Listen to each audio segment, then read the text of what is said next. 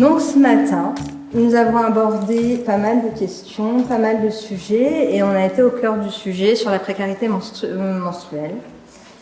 Et dans l'introduction, on avait déjà abordé la question du silence, de ce qui devait se taire, du tabou.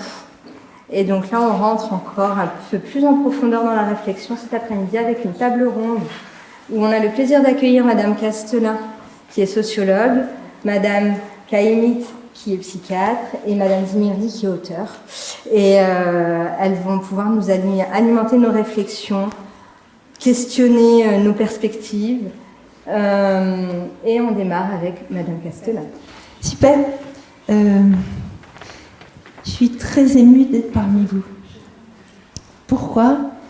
Parce que d'abord, en arrivant de Paris hier soir, magique. Vous imaginez ? Magique. Franchement, j'étais déjà venue, mais pas à cette période-là. Et c'est un bonheur immense. C'est quelque chose de très fort. Et puis, merci pour l'invitation.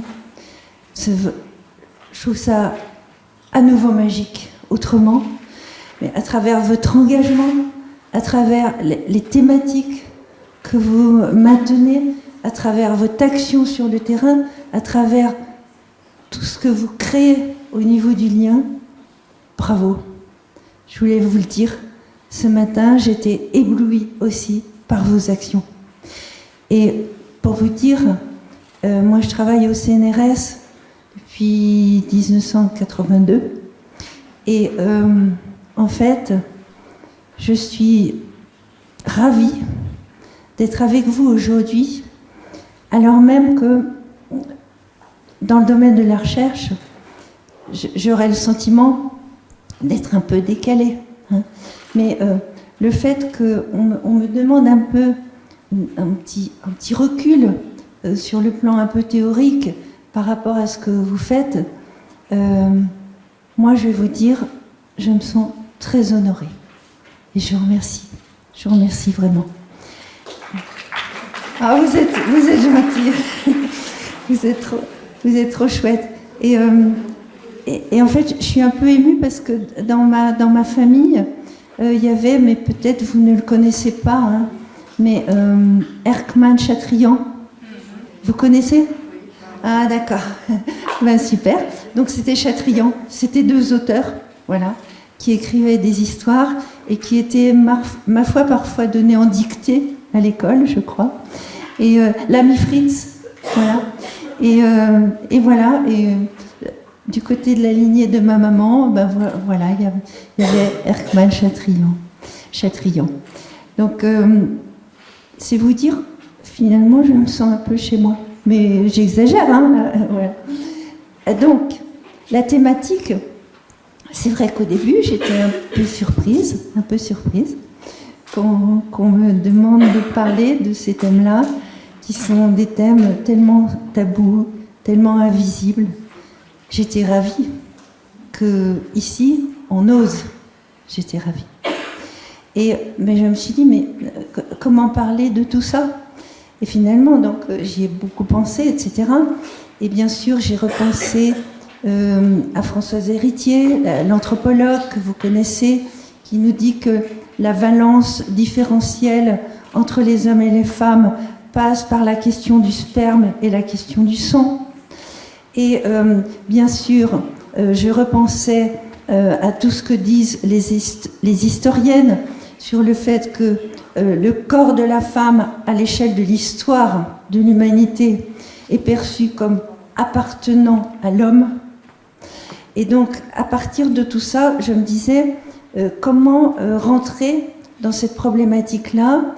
Et voilà, je vous propose peut-être un petit retour en arrière en termes d'histoire, de référence historique, à commencer par cette première idée du clivage entre nature-culture.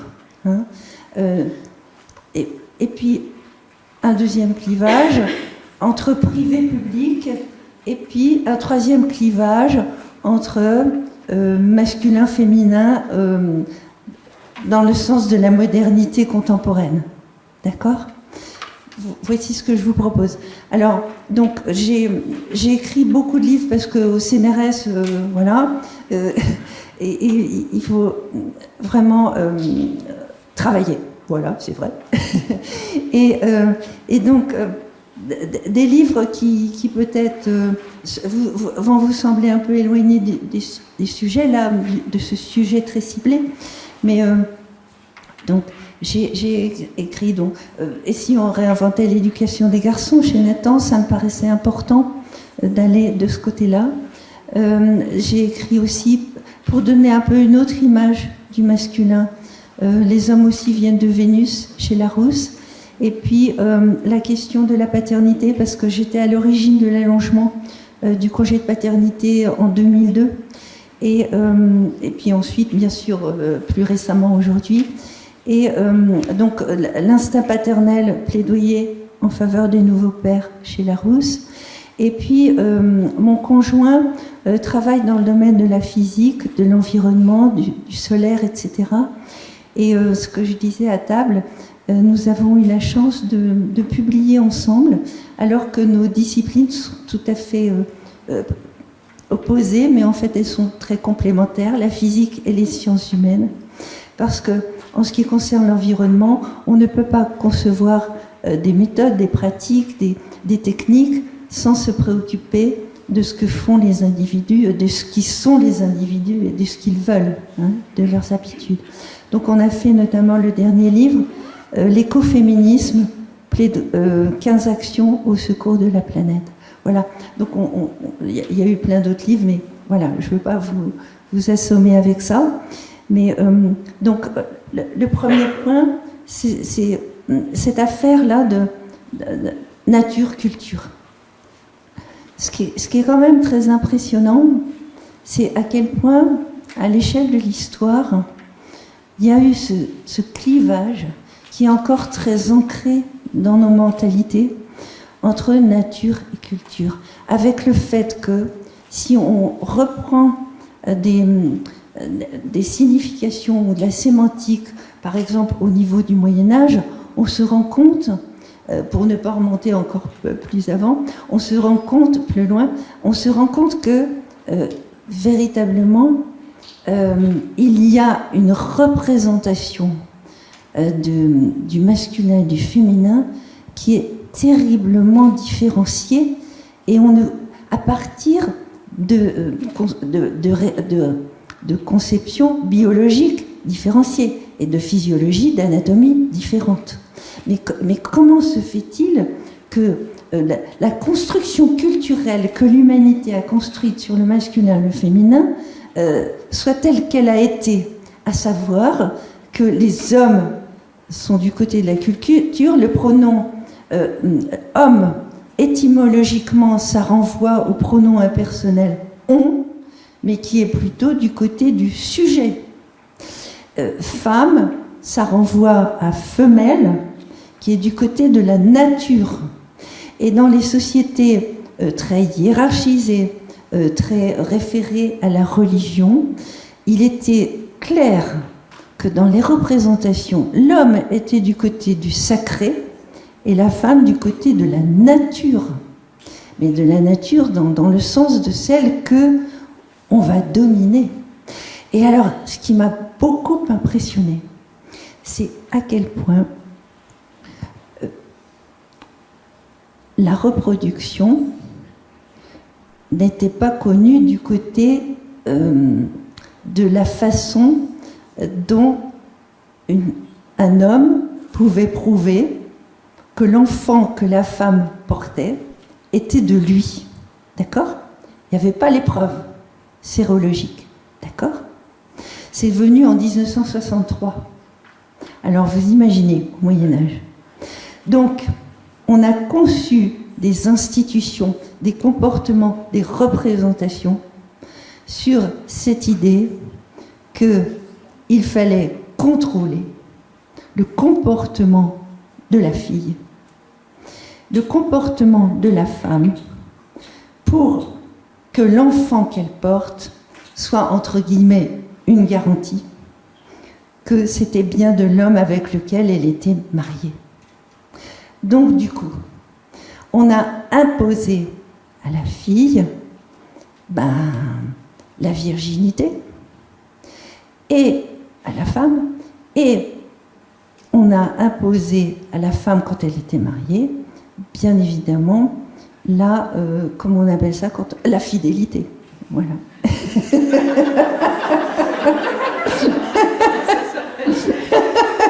Comment ça s'appelle? Ça s'appelle comme ça.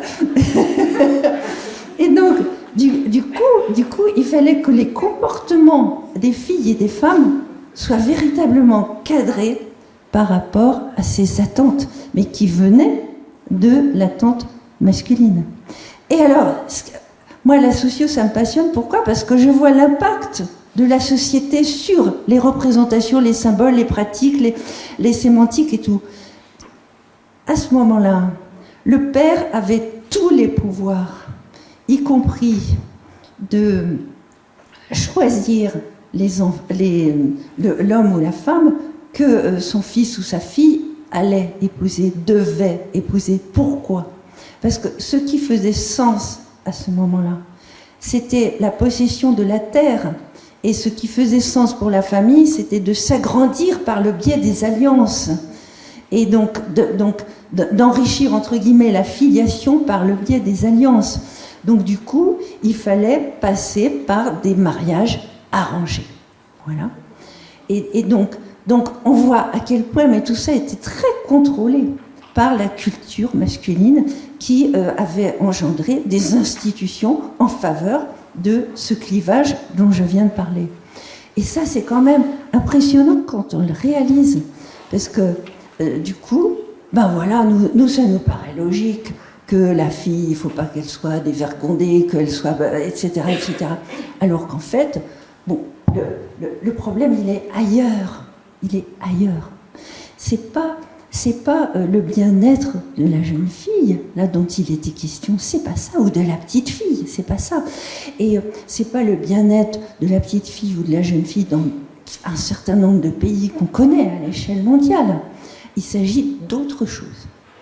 Il s'agit du maintien du pouvoir de la culture masculine sur la nature féminine.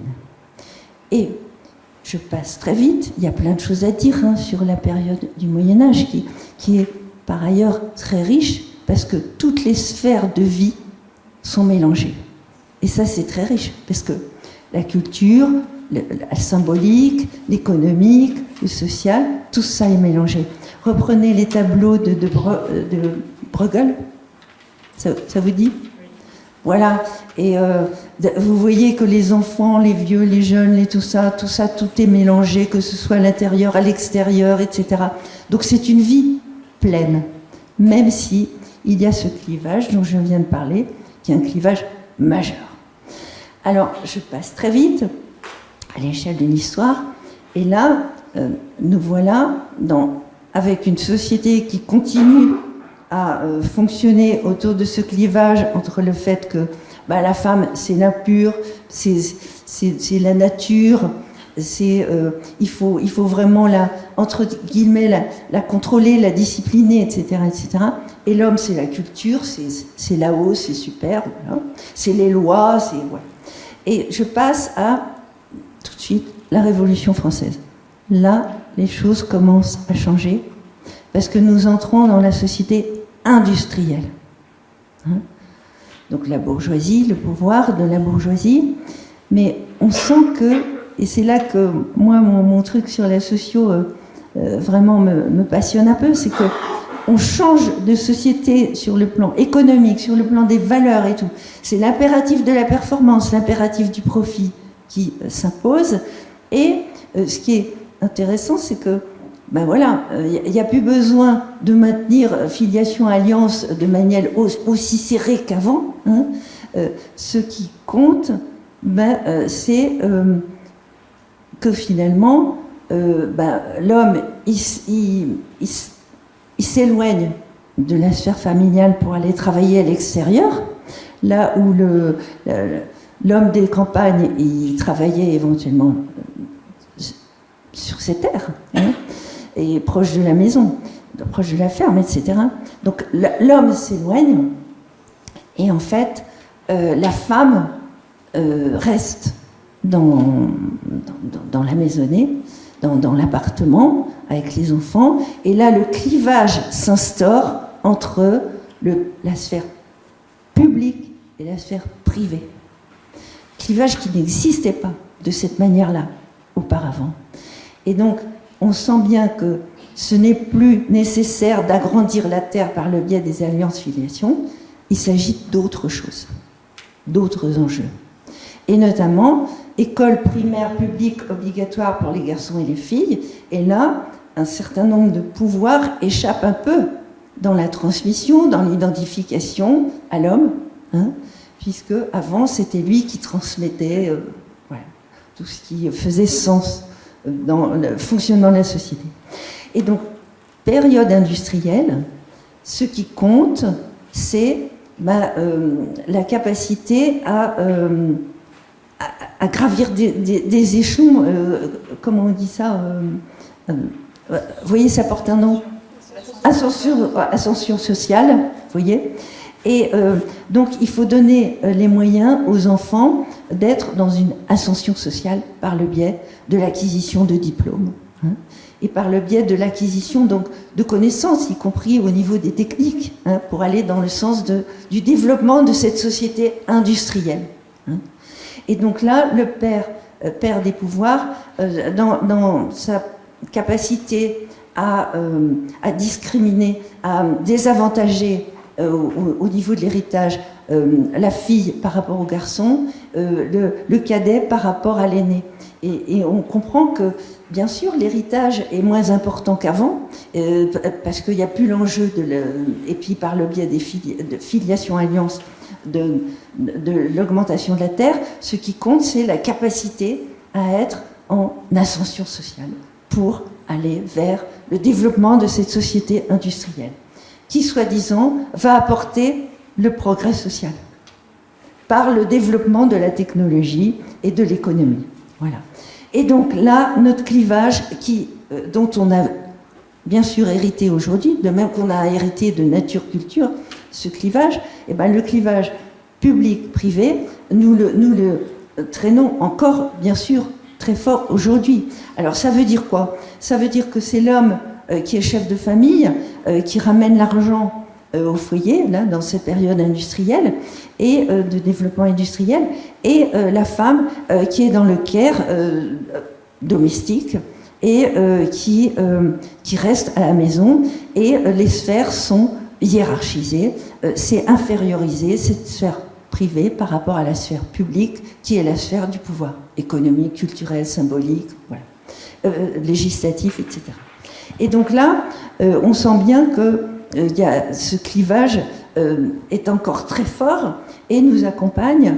Et aujourd'hui, je vais très vite, je passe avec le changement de société, avec le mouvement collectif des femmes de 1970, où là, les femmes acquièrent, donc ça fait 55 ans, les femmes acquièrent des droits civiques et sociaux qu'elles n'avaient pas, et les femmes acquièrent le droit de disposer de leur corps, et c'est aussi le développement de la contraception, bien sûr, et puis 1975, l'avortement.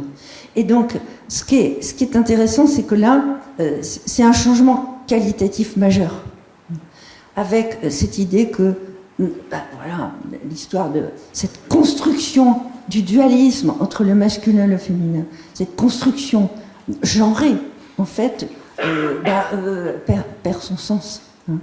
Et donc, on est en plein là-dedans aujourd'hui, à savoir que la question du corps de la femme, le corps, en principe, lui appartient, et en principe, il y a vraiment des réactions très fortes pour signifier que, oui, ça n'appartient pas à l'homme, ça appartient à la femme, mais on comprend bien à quel point c'est difficile aussi pour les femmes et les hommes d'être dans ce changement de représentation, le changement de symbole, alors même que, ce qui est très intéressant, c'est que à une période de l'Antiquité,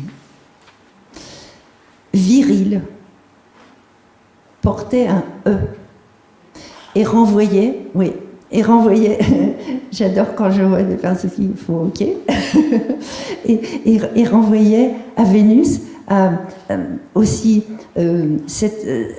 la notion de vertu morale, hein, et renvoyait à cette idée de Vénéror et cette idée de désir ardent de vivre. Donc cette conception de la virilité n'était pas genrée comme elle l'est devenue après, et elle n'était pas l'attribut exclusif comme c'est devenu après du masculin. Et notamment l'idée que le masculin c'était la supériorité, la violence, la guerre, etc., etc. Donc ce qui est intéressant, c'est de repenser à des éléments qui nous permettent de concevoir autrement ces représentations dont nous avons hérité, et de concevoir autrement les institutions. Et donc l'histoire du masculin, du féminin, qui se redéfinit aujourd'hui, c'est aussi quelque chose de passionnant. Pourquoi ? Parce que c'était impressionnant en 1970 de voir comment les femmes voulaient avancer, donc défendre leurs droits, et en même temps, comment il y avait des réactions du côté du masculin qui étaient des réactions positives ou des réactions négatives. Positives, des hommes étaient partie prenante de cette libération des femmes en disant ça nous libère aussi, nous, de cette contrainte de l'idéal viril qui nous impose d'être un homme de cette manière. Et que, donc là, il y avait un sentiment de libération aussi des hommes, parce que, voilà, un espace s'ouvrait autrement que cet espace qui renvoyait à cette contrainte générée par l'idéal viril pour les hommes. Et donc des hommes éditaient des revues qui s'appelaient notamment Type, où ils parlaient de sexualité, de violence, etc., etc. Par ailleurs, puisque 1975, c'est divorce, 73, peut-être, excusez-moi si je me trompe, c'est divorce possible par consentement mutuel. Donc à ce moment-là, il y a des problèmes parentaux au moment de la séparation conjugale, c'est-à-dire la répartition des droits, hein, en termes d'autorité. Et là, il y avait, moi je suis tombée quand j'ai fait toutes ces recherches, sur des groupes de défense de la paternité qui étaient soit en recherche de posture parentale très égalitaire pour le partage des responsabilités éducatives entre le père et la mère, soit au contraire, et c'était déjà l'amorce du masculinisme, soit au contraire ceux qui disaient « ouais, c'est à cause des femmes, là, c'est insupportable, c'est à cause des femmes voilà, nous sommes dans une sorte de paternité déchue, on n'a plus de droits, etc., etc. » Alors là, moi, quand ils m'ont raconté ça, les hommes là, de ces groupes de défense de la paternité, qui étaient vraiment, je vous dis, presque masculinistes avant l'heure, eh bien, là, je me suis dit mon œil. Et c'est pour ça que j'ai fait tout un retour en arrière vers l'histoire, vers la psy, pour voir d'où ça venait. Et en fait, c'est du n'importe quoi. Parce que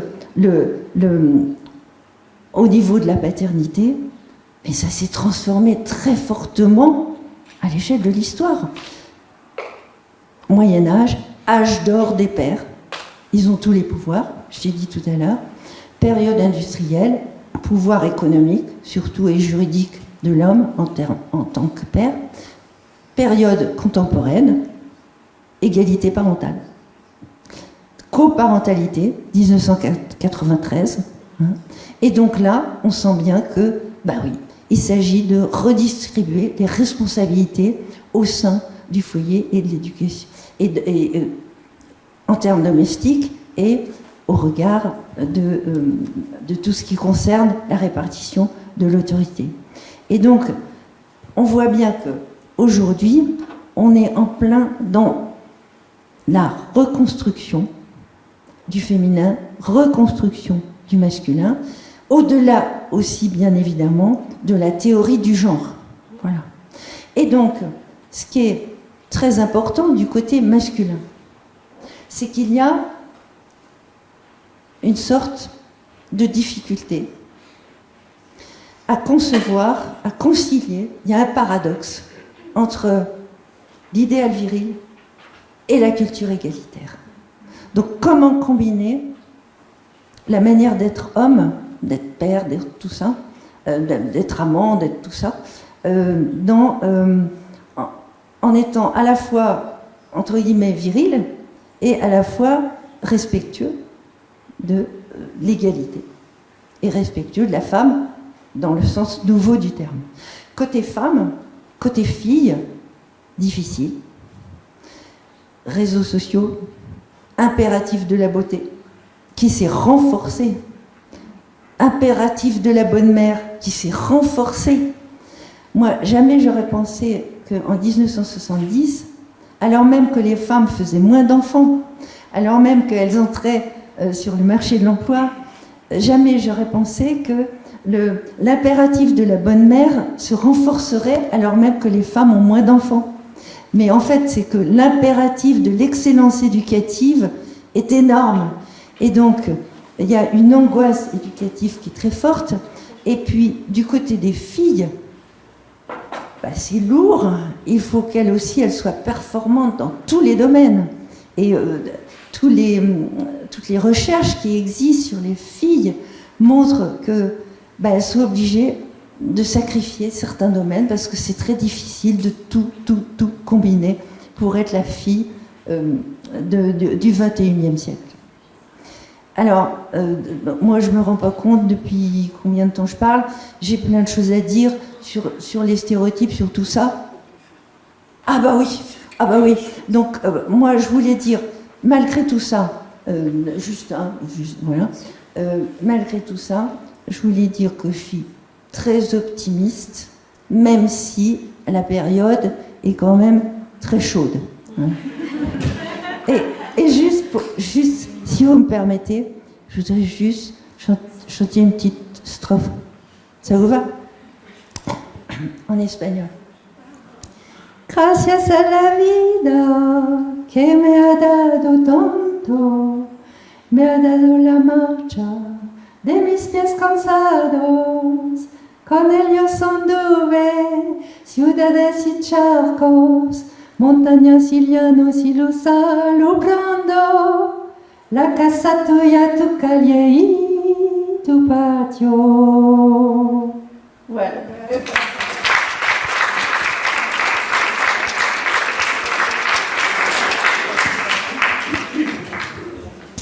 Merci beaucoup. Mes collègues ne m'avaient pas dit quelle était l'étendue de vos talents. Mais c'est très agréable de les découvrir en marchant. Je propose qu'on poursuive avec nos deux autres intervenantes et puis qu'ensuite on ait quelques échanges peut-être avec la salle, parce que je ne doute pas que la richesse de vos propos combinés va lancer un certain nombre de questionnements et de débats. Bonjour à toutes et à tous, parce qu'il y a quand même certains hommes dans la salle. Moi, je suis Nadia Zmirli. Je suis l'autrice du livret Mes règles du jeu, que vous avez peut-être pu retrouver sur la table là-bas parmi les affiches de l'exposition que la Maison des Ados a faite. Il est là, oui, merci Christine. Je suis également intervenante en santé sexuelle, en égalité de genre, stéréotypes. Je fais des sensibilisations contre la précarité menstruelle. Exact. J'ai créé ma marque, mon entreprise WOW, qui veut dire We Are All Wonder Humans. Pourquoi ? Parce que nous avons tous des corps et que nos corps sont incroyables et qu'ils ont tous des super pouvoirs. Donc j'ai créé aussi une box menstruelle à l'intérieur de laquelle on peut retrouver le livret Mes règles du jeu et des culottes menstruelles que je crée à Saint-Dié, puisque je suis originaire de Saint-Dié-des-Vosges. De la même manière que Christine, je voulais quand même vraiment vous remercier pour l'invitation aujourd'hui. Je me suis régalée depuis ce matin.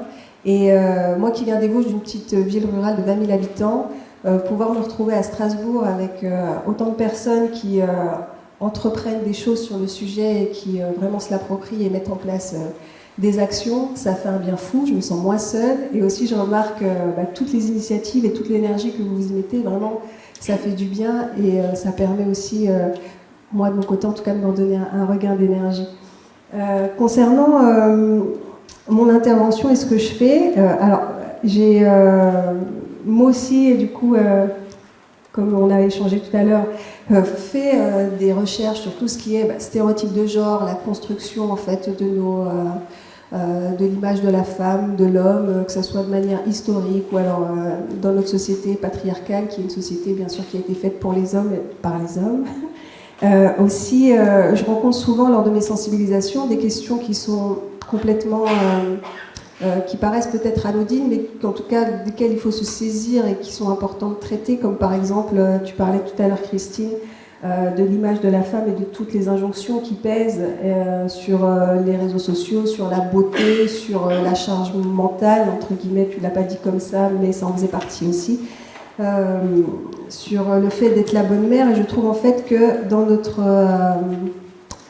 pour notre génération, on a un enjeu supplémentaire qui est vraiment en fait se couper, déconnecter en fait de toutes les injonctions qui nous ont été données à l'époque et reconstruire en fait une parentalité, une manière d'être femme. Dans le questionnaire que tu as proposé aujourd'hui, lors de mes sensibilisations, je pose souvent la question c'est quoi être une femme? Est-ce qu'on est une femme quand on a ses règles? Et souvent, je peux avoir des retours qui sont oui, à partir du moment où on a ses règles, on est une femme. Mais du coup, c'est quoi être une femme? Et souvent, on commence à débattre, à discuter, etc. Et la représentation de la femme, en fait, il y a autant de femmes que de représentations, que de personnes présentes ici dans la salle. Et les questionnements se font surtout, souvent par rapport au physique. On devient une femme, en fait, quand on a de la poitrine. Ok. Et alors, du coup, si t'as pas de poitrine, c'est moins femme que les autres? Ah non, peut-être pas. Et on devient une femme quand on est maman. Ok. Si t'as pas envie d'avoir d'enfant, ou si tu peux pas avoir d'enfant, est-ce que tu es moins femme que les autres? Ok. Et si à 8 ans tu as tes règles, est-ce qu'à 8 ans tu es une femme? Et on voit déjà dans les représentations de ce que c'est qu'être une femme ou devenir une femme, dès le départ, en fait, on est perdu. Moi, ce livret-là, je l'ai créé parce que je viens du milieu de l'éducation. J'ai fait mes études en sciences de l'éducation et je me suis rendu compte que souvent, les jeunes, en fait, se posaient des questions sur la puberté, ou alors pouvaient se moquer, ou alors avoir des blagues assez crues, utiliser des mots assez des gros mots, et puis qu'ils n'utilisaient jamais les bons mots pour nommer leur partie intime. Et il me semblait déjà une base de leur enseigner en fait que une vulve, ça s'appelle une vulve, et pas la zigounette ou la zizette. Un pénis, c'est un pénis, et bien expliquer l'anatomie féminine, parce qu'en fait, c'est pas accessible à tous, et c'est toujours aussi, pas toujours, mais dans beaucoup de cas, considéré comme sale, ou comme des mots qu'il faut pas dire, ou alors qui sont tabous, clairement. Et comment, en fait, apprendre aux filles comment fonctionne leur corps, si déjà on nomme pas correctement les parties intimes, et aussi comment leur faire prendre le pouvoir et le contrôle de leur corps si elles en sont complètement déconnectées. Donc la base, c'était déjà de donner des notions d'anatomie avec les bons mots, nommer l'anatomie féminine de la bonne manière pour que les jeunes puissent savoir comment est fait leur corps avec les bons mots. Et puis après, expliquer aussi comment ça fonctionne, parce que de la même manière, j'ai pu constater en fait à part mon expérience, que beaucoup de jeunes filles en fait avaient leurs règles, que les règles arrivent de plus en plus tôt, ça a été évoqué tout à l'heure et ça c'est vrai aussi, et qu'elles avaient reçu peu ou pas du tout d'infos sur le fait d'avoir leurs règles, et que souvent cette première entrée dans la vie de femme, entre guillemets, on va le dire comme ça aujourd'hui, mais on ne devient pas une femme quand on a ses règles, que ça pouvait, justement, c'était une étape charnière dans leur vie, et que si elles entraient de manière violente ou alors avec comme ça une image négative, ça pouvait aussi influencer toute leur construction sur leur corps ou sur leur féminité ou leur manière d'être. Et la base, du coup, c'était quelles aient les armes et la connaissance nécessaire dès le départ pour pouvoir justement affronter en fait cette étape de la vie par laquelle chaque femme va passer et qui est importante de prendre en compte et de comprendre. Donc la base de ce livret, c'était ça, c'était aussi donner des outils concrets aux parents, hommes ou femmes, éducateurs et aux enfants, pour avoir un outil adapté de manière ludique, de manière quand même scientifique mais vulgarisée, pour avoir les bonnes infos mais pas trop relou. Enfin, faut que ça soit aussi, que ça puisse être accessible, que ça soit pas trop compliqué, et puis qu'on ait au moins les bases solides pour après aller plus loin. Dans ce livret, je parle pas du tout de sexualité, même si j'explique que forcément, quand il y a rencontre entre un spermatozoïde et un ovule, il y a un bébé, mais je ne parle pas du tout de tout ce qui est l'acte sexuel ou la relation intime, etc. On parle vraiment de tout ce qui est physiologique, anatomique. Et après, justement, ça laisse l'ouverture aux jeunes de pouvoir en parler avec leurs parents ou la personne ressource devient justement la personne ressource vers laquelle je peux me tourner pour aller demander des infos et pas aller sur le net et pas aller prendre des infos erronées auprès des pairs. Donc l'idée, c'est de pouvoir avoir vraiment une personne de confiance vers qui je peux aller pour pouvoir poser mes questions et avoir les bonnes informations. Ça, je l'ai voulu aussi comme outil pour aussi accompagner les garçons sur le sujet des règles, parce que pour moi, c'est pas dissociable en fait. C'est important que les garçons puissent être soutenants et puissent comprendre ce qui se passe pour les filles, justement pour briser tout ce qui est stéréotype de genre, etc. En disant t'as tes règles, t'es chiante, ou alors. On sait que pour les garçons, comme ils sont méconnaissance du sujet, la première en fait impression qu'ils vont avoir, ça va être le rejet ou le fait que c'est sale, ou alors que c'est une question qui ne les concerne pas. Et en fait, l'idée, c'est du vivre ensemble et juste c'est donner des informations sur comment on fonctionne les uns les autres. On est tous entourés autour de nous par des garçons ou des filles, que ce soit quand je vais chercher ma baguette ou dans ma classe. Il y a des filles, des garçons, et au niveau physiologique, il y a des différences malgré tout qui existent.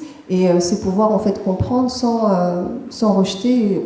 La compréhension en tout cas permet du coup meilleure communication et meilleure inclusion entre guillemets, même si on est tous sortis d'un utérus.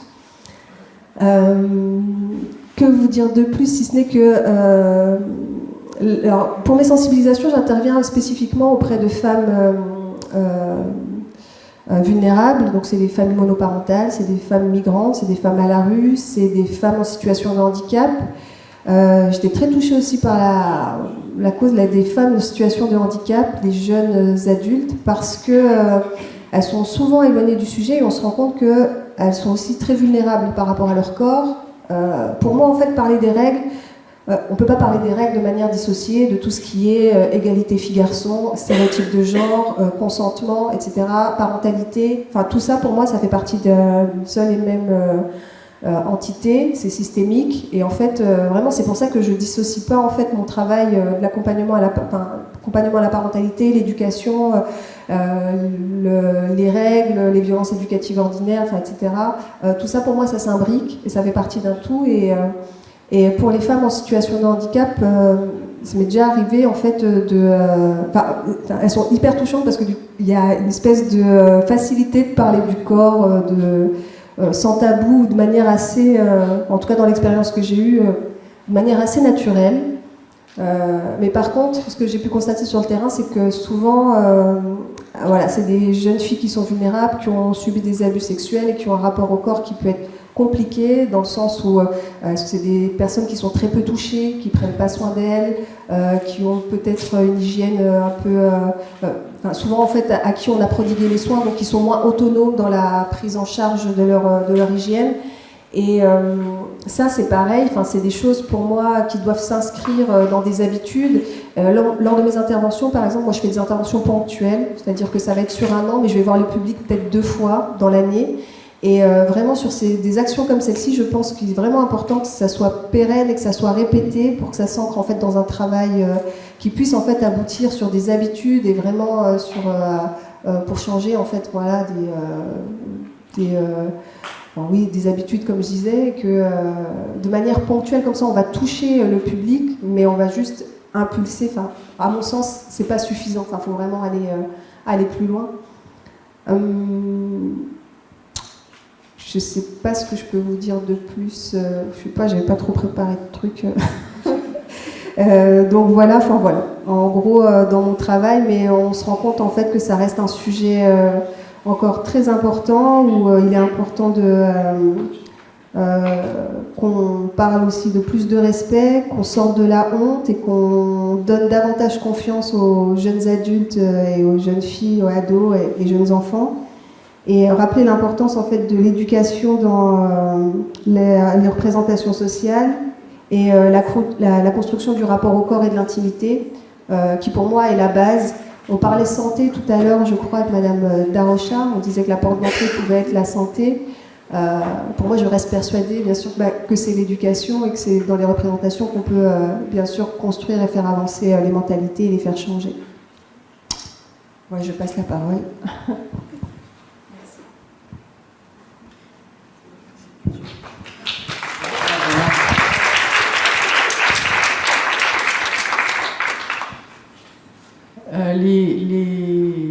Les mots sont pas les mêmes selon les époques et on voit bien déjà d'où on était, où on arrive sur les sujets. Genre, la question du consentement, la question du tabou, vous les avez même pas évoquées tout à l'heure. Aujourd'hui, on est là-dedans.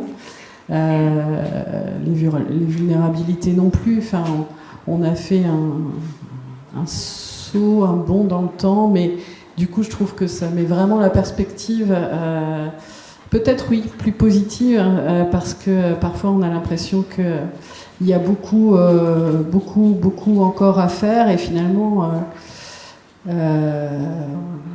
y a déjà eu beaucoup de faits.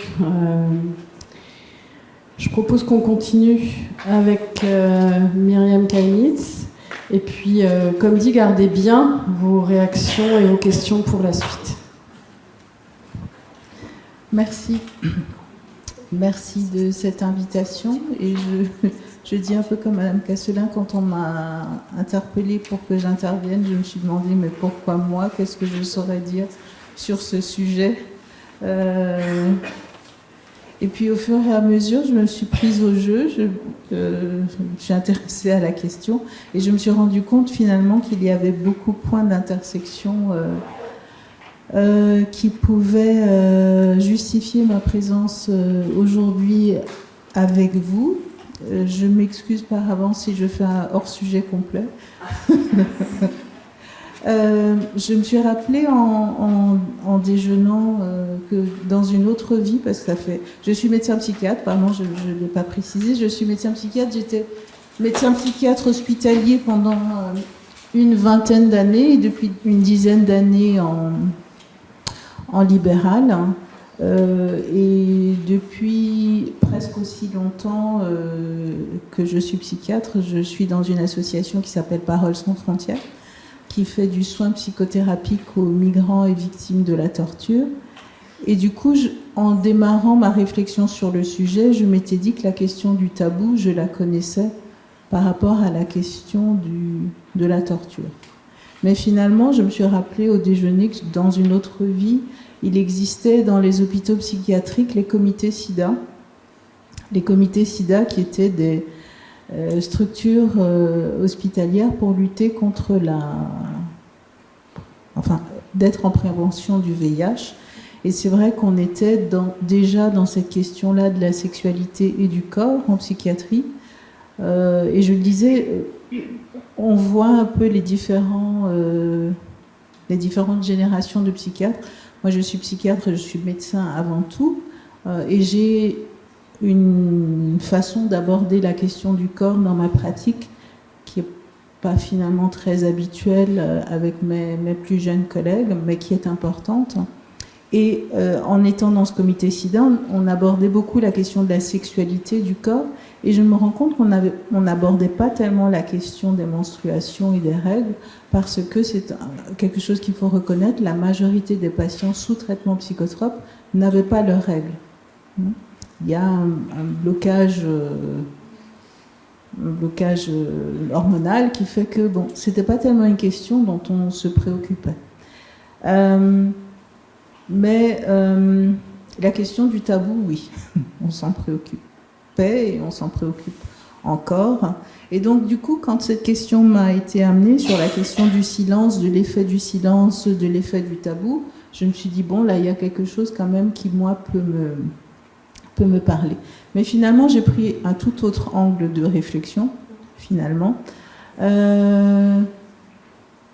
En continuité de ce qu'on peut dire mes deux co-animatrices de cette table ronde, la question de la démonstration des règles se pose dans des questions de rapport de genre, de domination de genre, se pose dans des questions d'éducation à la santé, d'éducation au corps, mais pour moi, en tant que psychiatre, se pose beaucoup en tant que rite de passage de quelque chose de visible qui n'est pas supposé être visible. Et du coup, cette question du silence et du tabou, j'ai voulu l'aborder autour de cette question-là.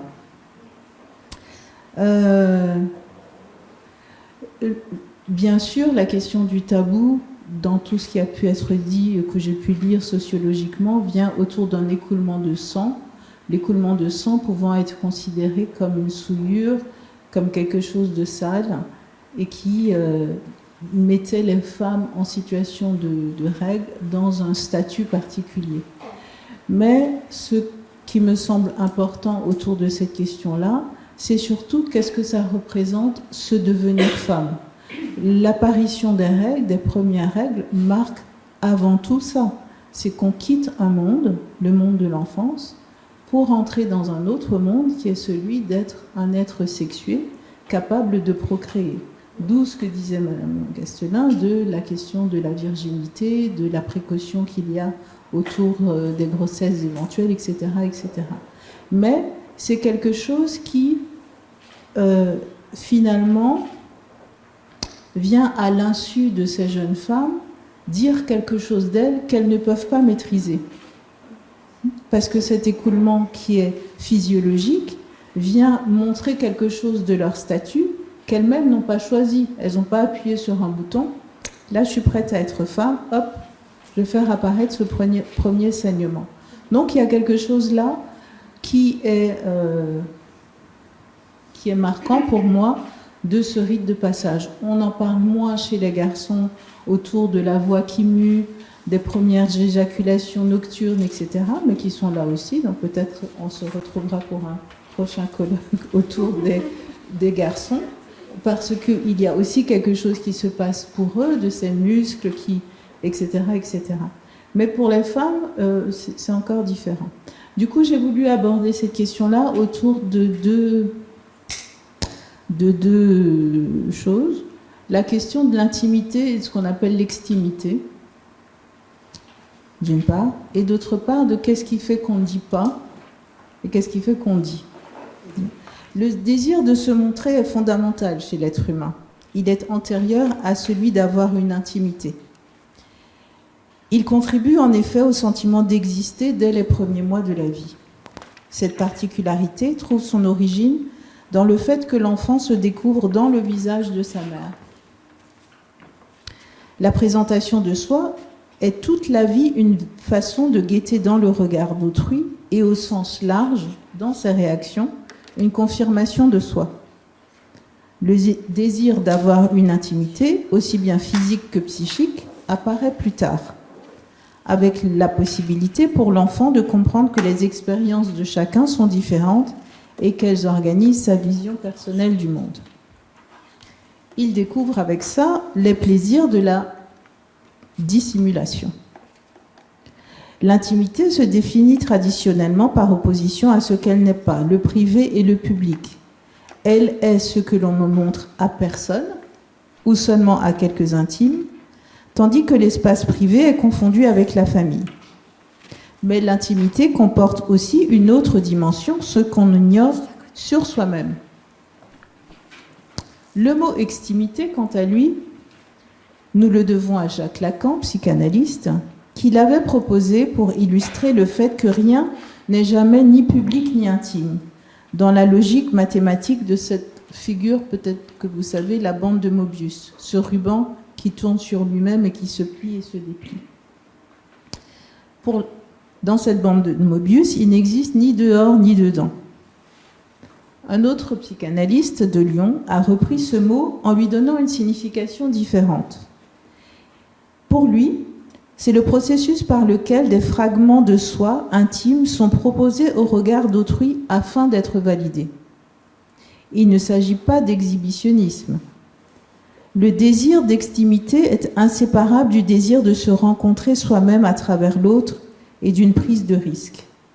Le désir d'extimité ne se confond pas non plus avec le conformisme, qui comporte un renoncement à se trouver soi-même. Le désir d'extimité porte non pas sur des biens matériels ayant une valeur financière, mais sur des parties de soi jusque-là gardées secrètes et sur la reconnaissance de leur originalité. Sa mise en jeu relève d'un désir qui n'est pas forcément conscient et qui participe à la construction en parallèle de l'estime de soi. On a l'impression, quand on passe devant certaines écoles, de collèges, de lycées, que ce sont tous des copies conformes. À l'époque de mes enfants, ils avaient tous les mêmes baskets, les mêmes sacs Ispac, la même doudoune, etc., etc. Hein? Et il y a, merci, il y a chez tous ces jeunes ce désir de se fondre dans un groupe, même si ils vont chercher en même temps cette originalité, à changer la couleur d'un lacet, à mettre des breloques autour de son sac, à se maquiller d'une certaine façon. À l'époque, peut-être ça existe encore, les gothiques qui vont se démarquer. Donc il y a à la fois ce besoin de préserver une intimité, mais à la fois d'exposer au regard des autres, et c'est ce que dit l'extimité, quelque chose d'une originalité de soi, et on attend la validation par le regard des autres. Est-ce que c'est bien ou pas? Qu'est-ce que ça dit de moi? Qu'est-ce que ça dit de ma valeur dans ce groupe dans lequel j'aimerais me confondre? Oui, avec ce sentiment d'appartenance. On a besoin d'intimité pour construire les fondations de l'estime de soi, mais la construction complète de celle-ci passe aussi par ce désir d'extimité. C'est parce qu'on sait pouvoir se cacher qu'on désire dévoiler certaines parties privilégiées de soi. En même temps, comme la révélation d'une partie de son intimité comporte des risques, notamment de dérision et de manipulation, le désir d'extimité se manifeste plutôt envers des personnes choisies. Le lien d'expression et de validation mutuelle de l'intimité qui s'ensuit définit la forme la plus complète d'empathie que de Lyon a nommée l'empathie extimisante. Du milieu, pardon, voilà. Celle-ci ? Là, on serait dans l'idée de l'intimité. C'est scellé.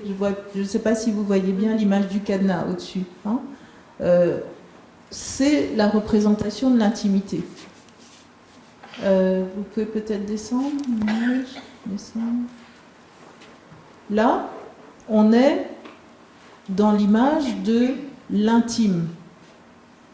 La porte peut être ouverte, on va laisser ouvert à qui on veut, à qui on a choisi de faire rentrer dans sa vie intime. Et tout en haut, pardon. Tout en haut, oui. La première, voilà. Là, on serait dans l'image de l'extimité. C'est-à-dire qu'il y a des choses qui nous sont intimes, mais qu'on laisse apparaître et que l'on choisit de montrer.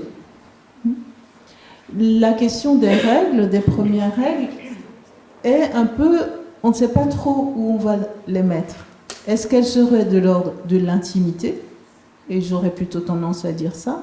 Et que quand elles vont être vues à l'insu de la jeune fille, elles vont être... ça va être vécu de façon désagréable et pénible parce que les règles peuvent avoir ce côté d'extimité pour appartenir au groupe où on est comme les autres jeunes filles, mais elles restent quelque chose d'intime quand même, qu'on n'a pas forcément envie de montrer. Hein? Donc quand c'est dans l'idée du collectif de partager avec ses pairs et ça, il y a beaucoup d'études qui le montrent, c'est que ces jeunes ont quand même besoin d'être comme les autres, et l'arrivée des règles est vécue avec cette ambivalence de, à la fois, je veux les avoir pour être comme mes copines, mais en même temps, je ne suis pas sûre de vouloir les avoir parce que ça va montrer quelque chose de moi que je ne suis pas sûre de vouloir montrer de moi et que ça me fait quitter le monde de l'enfance pour aller dans le monde des femmes, entre guillemets, alors que je ne suis peut-être pas prête à ça. Hein, vous le disiez tout à l'heure, le fait que les règles apparaissent de façon de plus en plus précoce. Il y a l'âge physiologique, mais il y a l'âge mental et l'âge affectif. Hein. Donc quand on est une petite fille de 10 ans, 11 ans, qu'on a encore des centres d'intérêt d'une enfant de 10 ans et 11 ans, et qu'on est projeté dans cette sexuation, dans cette sexualité possible, cette procréation possible, il y a un pas parfois très grand qui est passé, qui est souvent trop difficile pour ces jeunes filles. Et tout ça va nécessiter l'accompagnement dont mes co-animatrices ont parlé pour que des mots soient mis autour de ce passage. Parce que la physiologie, c'est une chose, l'émotionnel et l'affectif en est une autre. Et on peut avoir plein d'outils pédagogiques sur l'aspect physiologique, mais il me semble indispensable qu'il puisse y avoir un accompagnement affectif et émotionnel de ça. Qu'est-ce que c'est de quitter l'enfance pour rentrer dans le monde des jeunes filles ou des jeunes femmes?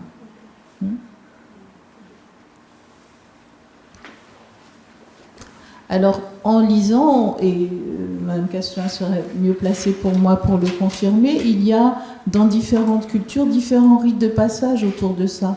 Parfois des fêtes, parfois des cadeaux, parfois une robe spéciale. En tout cas, quelque chose qui... La gifle, voilà. En tout cas, oui, la gifle, ça vous fait...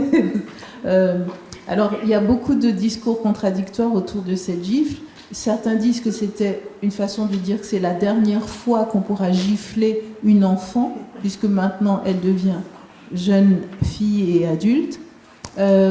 D'autres disent que c'est pour apprendre la douleur de ce que seront les règles.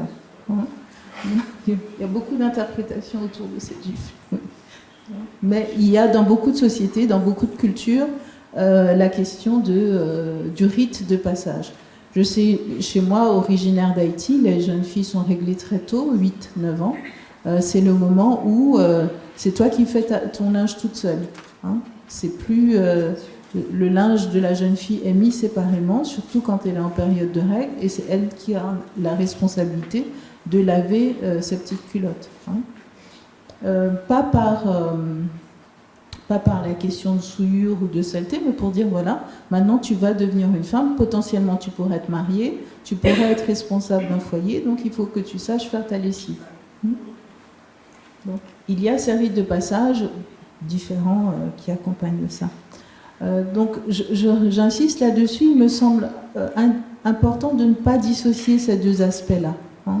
On peut avoir effectivement toutes ces questions physiologiques et de qu'est-ce qui se passe à l'intérieur de ce corps, mais c'est aussi important de savoir qu'est-ce qui se passe à l'intérieur de la tête. Ce schéma, c'est pour la suite de mon propos, c'est le tabou suppose le secret et suppose que quelque chose qui ne peut pas se dire. Mais en tant que psychiatre, il est aussi important de rappeler que le tabou persiste parfois parce que la personne a l'impression de ne pas pouvoir être entendue. Et c'est important que cette qualité d'écoute, elle puisse être explicitée. D'où ce tabou. Alors, moi, en tant que psychiatre, généralement, les patients, quand ils viennent chez moi, ils se doutent bien qu'ils vont devoir parler de quelque chose. C'est très rare le fait que les patients arrivent et qu'ils soient bouche cousue, même si ça arrive, hein, que certains fassent silence, du style je vais voir si tu arrives à me faire dire quelque chose, un peu dans une position de défiance. La grande majorité, c'est monsieur, une demi-heure est passée. Ah bon, mais j'ai rien dit. Mais si, une demi-heure est passée.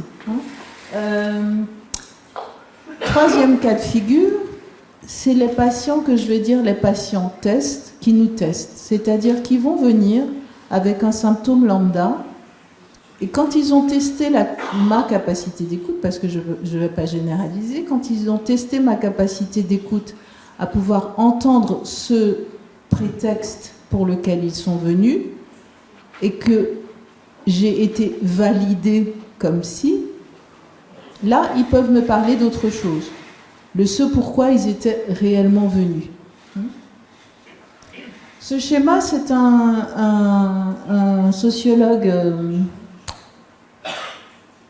américain, je vais y arriver, qui l'a conçu, qui parle des cercles de réciprocité, dans le sens de réciprocité de bien, mais qu'un autre psychiatre, Jean-Claude Métro, a repris dans la question de la réciprocité, je vais y arriver, de la parole.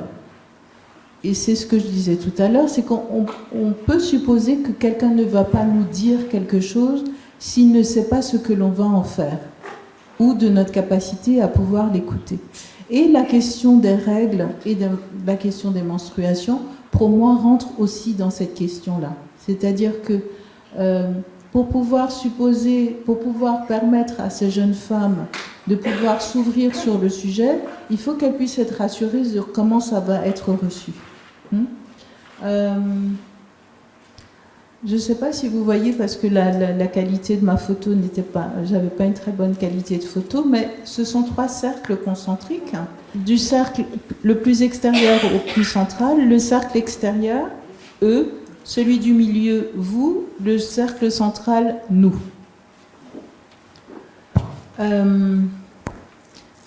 Avec 3 axes qui sont la parole monnaie, la parole précieuse et la parole sacrée. Admettons, la parole monnaie, le terme le dit de lui-même, c'est le blabla. Vous avez mangé, ah c'était bon ton sandwich, ah tu sais la boulangerie, là il est fait à 4,50 €, c'est du thon, il est bon, C'est-à-dire quelque chose qui ne dit rien de nous, qui ne donne rien de nous, qu'il est facile d'échanger. Alors, il a quand même une valeur qui est une valeur de pouvoir échanger dans la queue du supermarché, entre nous quand on est assis là côte à côte, etc., dans la salle d'attente d'un endroit, blablabla. Le cercle du milieu, le vous, avec l'échange de paroles précieuses, passe déjà à un niveau un peu plus intime, où on va partager des informations qui vont dire quelque chose de nous, de nos croyances, de nos peurs, de nos échecs, de nos joies, de nos réjouissances, de pourquoi on vient voir le psy. Vous savez, ma femme m'a trompée, vous savez, j'ai perdu mon travail, vous savez, mon enfant se drogue, etc., qui n'ont pas une valeur de parole monnaie puisqu'ils engagent quand même émotionnellement la personne et ils ont une valeur importante. Et dans ce cercle d'échange de paroles précieuses, il est important pour la personne de pouvoir comprendre que la personne à qui elle donne cette parole va le recevoir comme une parole précieuse, qu'elle a pris la mesure de ce que c'est, ce qu'il ou elle dit. Et que dans le cadre d'un rendez-vous médical, d'un rendez-vous chez un psychothérapeute, d'un rendez-vous chez le psychiatre, parfois il est important de redire dès le début ce qui se dit ici, reste ici, nous sommes liés par le secret professionnel, soyez rassurés. Et des fois, il faut le redire plusieurs fois pour que la personne puisse en être rassurée. Mais c'est le cadre de la conversation, de l'échange, qui permet que cette parole prenne cette dimension précieuse.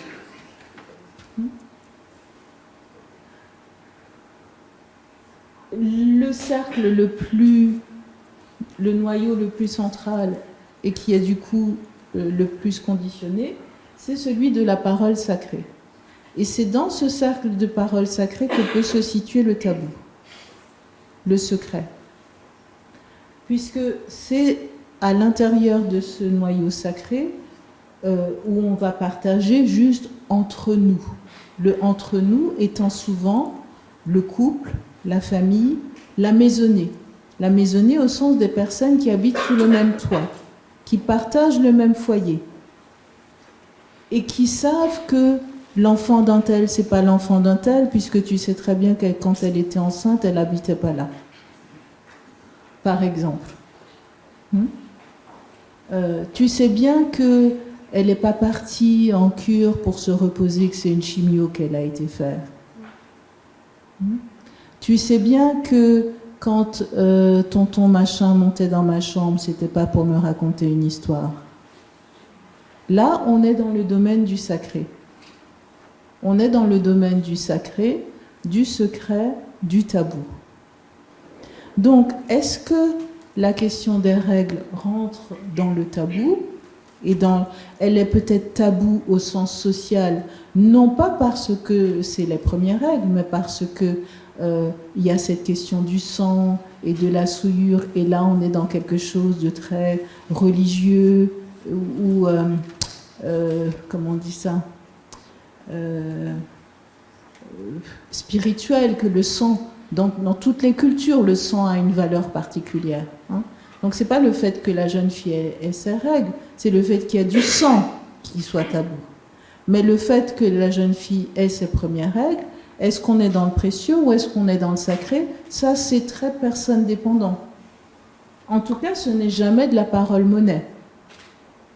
De croire que, et ne le prenez pas mal, qu'il s'agit de distribuer ça c'est fondamental, de distribuer des protections, de mettre à disposition qu'il y ait de l'information. Ça c'est l'aspect monnaie, entre guillemets, de la question. Mais l'aspect symbolique des règles rentre dans le côté précieux ou sacré. Et on ne peut pas dissocier les deux, à mon sens. Donc, quand une patiente vient, et on en parlait à midi avec... et que moi, en tant que psychiatre, le psychiatre que je suis, pose la question de la santé sexuelle, je vous donne des médicaments qui peuvent réduire votre libido, comment ça se passe avec votre compagne, votre compagnon. Si moi je n'aborde pas la question, la patiente ne va pas forcément l'aborder elle-même. Mais je me permets de l'aborder quand je sais que la qualité de notre relation est dans ce registre précieux et que je peux l'aborder. Si il ou elle croyait que je l'abordais du côté de la parole monnaie, par exemple, l'entretien est fini, je suis déjà en train d'ouvrir la porte, et d'ailleurs, ça va comment au lit? Ça va pas.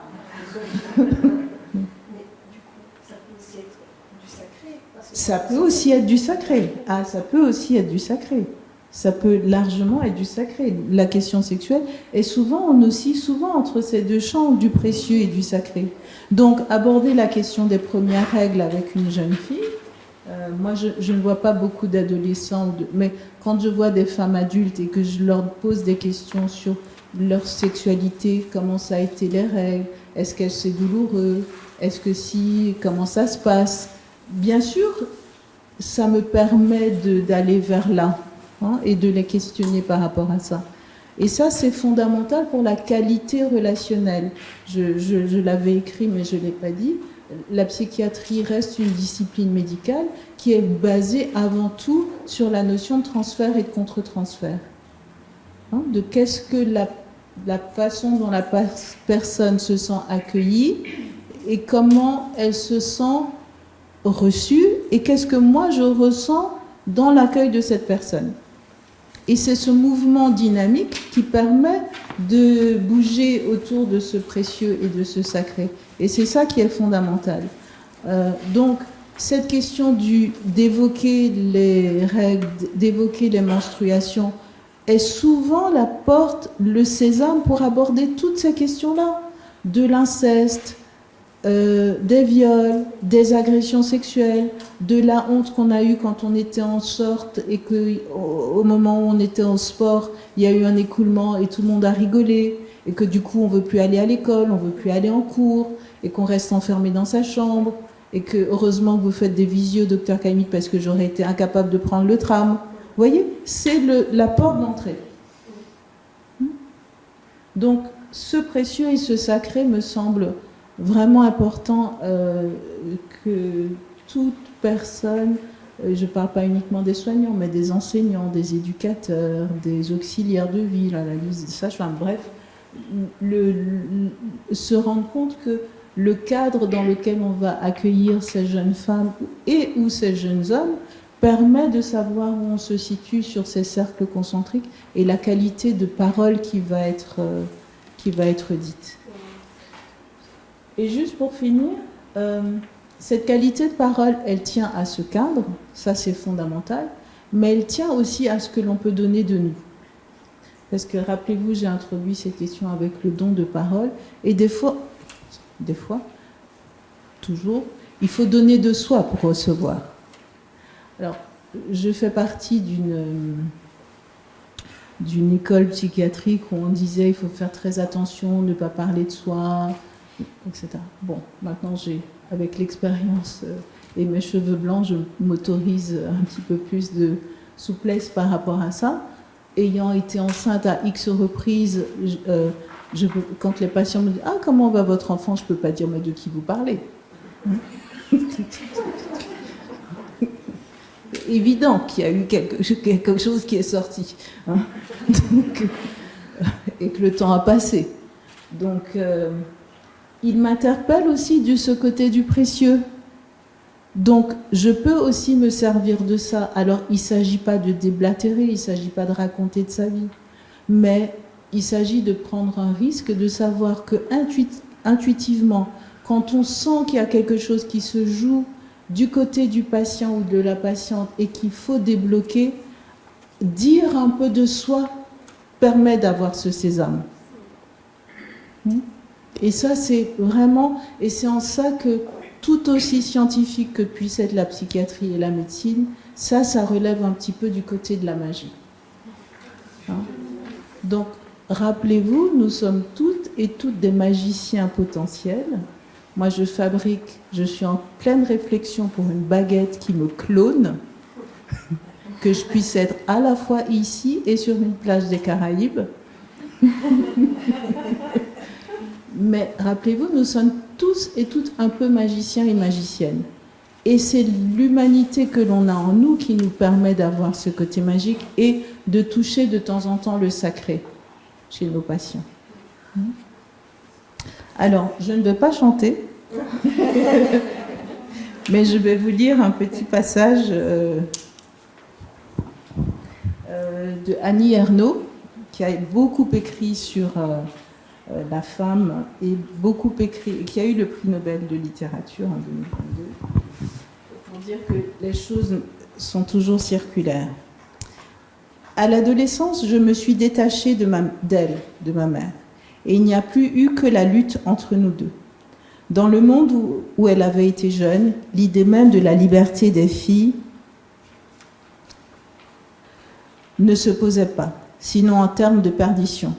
On ne parlait de la sexualité que sur le mode de la grivoiserie interdite aux jeunes oreilles, ou du jugement social, avoir bonne ou mauvaise conduite. Elle ne m'a jamais rien dit et je n'aurais pas osé lui demander quoi que ce soit, la curiosité étant déjà considérée comme le début du vice. Mon angoisse, le moment venu de lui avouer que j'avais mes règles, prononcer pour la première fois le mot devant elle, et sa rougeur en me tendant une garniture, sans m'expliquer la façon de la mettre. Elle n'a pas aimé me voir grandir. Lorsqu'elle me voyait déshabillée, mon corps semblait la dégoûter. Sans doute, avoir de la poitrine, des hanches signifiait une menace, celle que je cours après les garçons et ne m'intéresse plus aux études. Elle essayait de me conserver enfant, disait que j'avais 13 ans à une semaine de mes 14 ans, me faisait porter des jupes plissées, des soquettes et des chaussettes plates. Jusqu'à 18 ans, presque toutes nos disputes ont tourné autour de l'interdiction de sortir, du choix des vêtements. Son désir répétait par exemple que j'ai une gaine au dehors, tu serais mieux habillée. Elle entrait dans une colère disproportionnée en apparence au sujet. Tu ne vas tout de même pas sortir comme ça, mais qui me paraissait normal. Nous savions toutes les deux à quoi nous en tenir. Elle, sur mon désir de plaire aux garçons, moi, sur sa hantise qu'il m'arrive un malheur, c'est-à-dire coucher avec n'importe qui et tomber enceinte. Elle l'a écrit en 1986, je crois, ce texte. il peut être encore d'actualité, je crois. Hein. Voilà, merci. Merci.